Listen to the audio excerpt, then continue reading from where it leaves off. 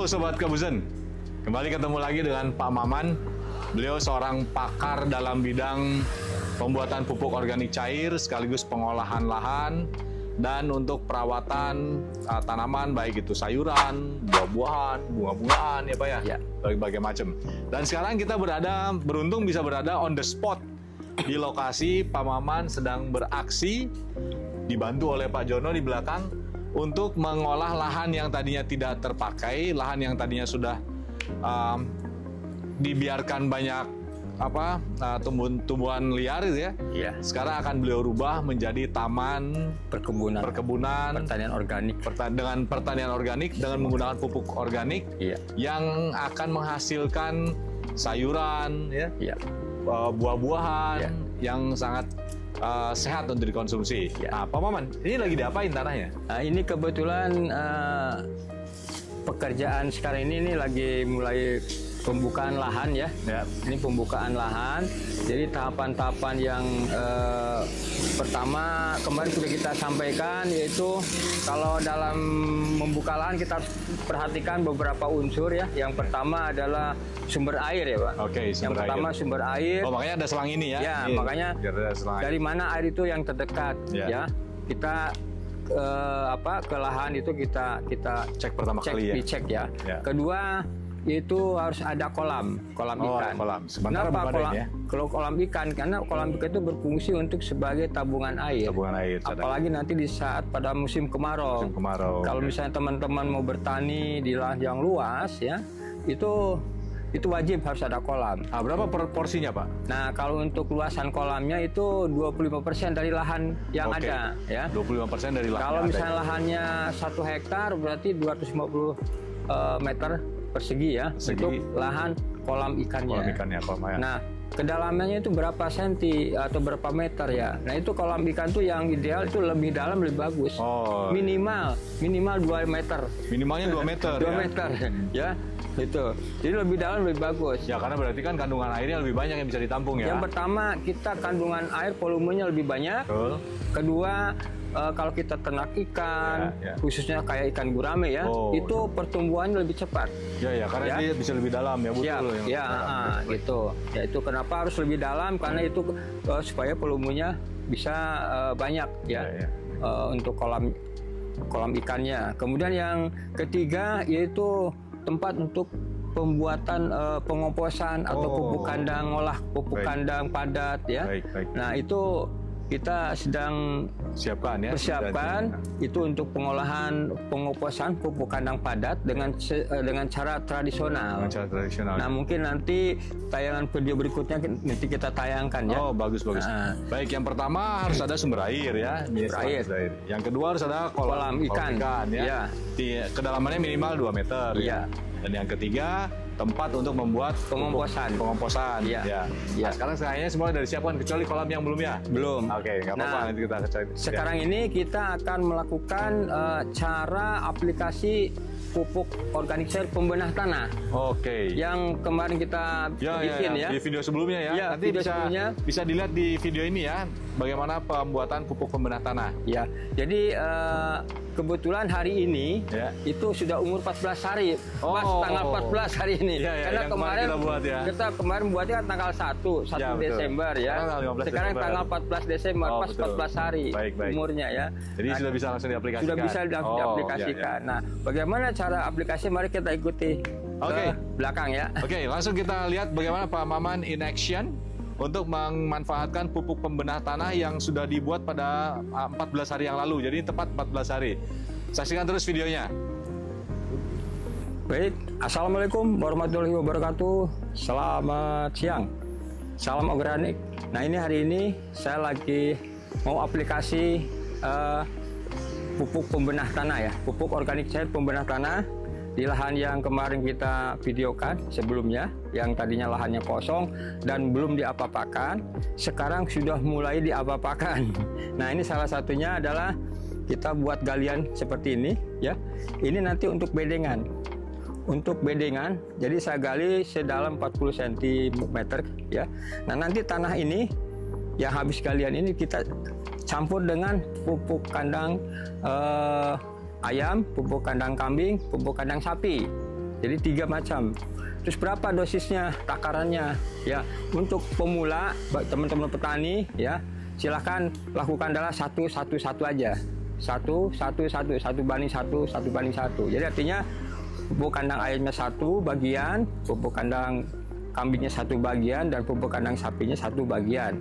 Kalau misalnya pupuk kandang ayam 1 ember, berarti pupuk kandang kotoran kambingnya 1 ember, kotoran kandang sapinya berarti 1 ember.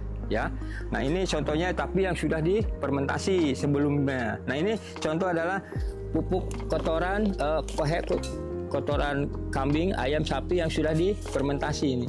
Ya, nah ini nanti kita campurkan dengan tanah yang tadi sudah digali itu, ya, sebagai pupuk dasar. Nah kita campurkan dengan tanah ini, ya.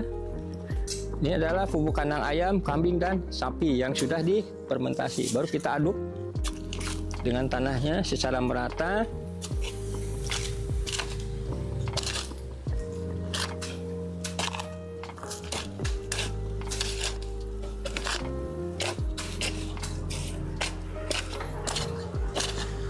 Nah, setelah kita aduk, campur dengan merata, nah baru kita kembalikan ke tadi galian yang sudah diangkat tanahnya, ya, dikembalikan. Tapi tolong ini nanti jangan diinjak, ya, jangan sampai diinjak.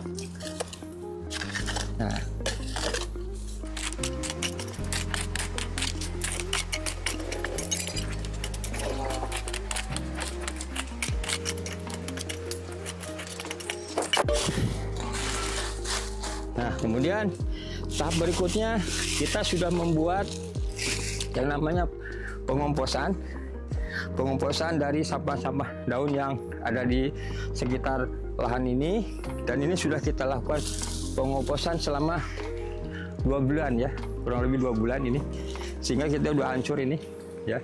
Nah ini nanti kita campur lagi ke tanah yang tadi digali juga, kita campurkan.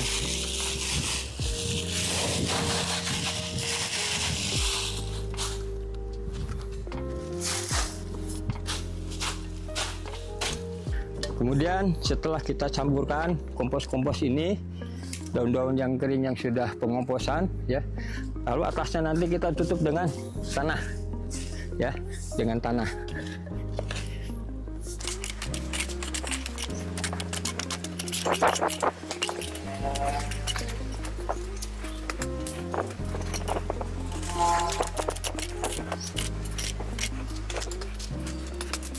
Baik. Jadi kita sudah lakukan penimbunan tanah, ya, dengan campuran tadi pupuk dasar, kue ayam, kambing, sapi, dan daun-daun hasil pengomposan. Nah langkah selanjutnya kita siram atau kocor dengan pupuk POC pembenah tanah yang dulu saya sudah sampaikan penjelasannya, ya. Nah ini berapa dosisnya untuk POC pembenah tanah? Kebetulan pupuk POC pembenah tanah ini hari ini umur 14 hari, dan hari ini pas tanggal 14 Desember 2024, pas umurnya 14 hari. Nah ini sudah bisa diaplikasikan. Berapa dosisnya? Nah dosisnya kita ambil takaran, ya, takaran dosis ini, cangkir dosis, ya. Berapa? Itu 200 ml, ya, 200 ml kita ambil. Nah, ini adalah 200 ml, ya, 200 ml, bisa dilihat, ya. Nah ini, kemudian campurkan dengan air 20 liter, air biasa, ya. Nah, kita aduk secara merata. Kemudian kita siapkan ini ember untuk penyiraman, ya.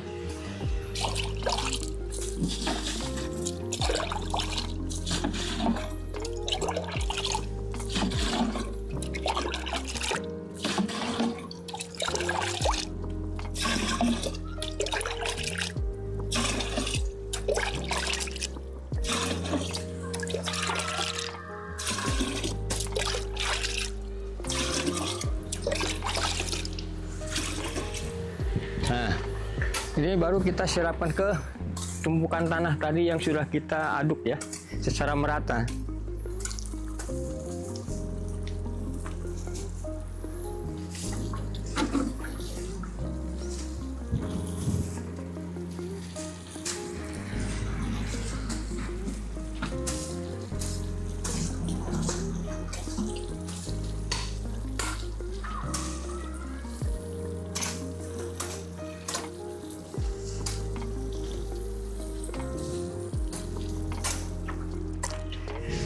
Nah, setelah kita lakukan penyiraman pupuk pembenah tanah, ya, inilah yang disebut 1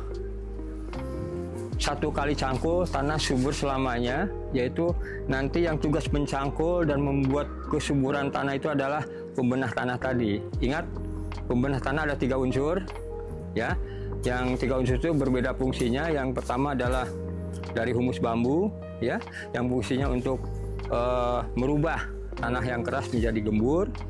Kedua, dari lumpur sawah, ya, yang bertugas bakterinya sebagai bakteri mengubah pH tanah dari asam menjadi netral.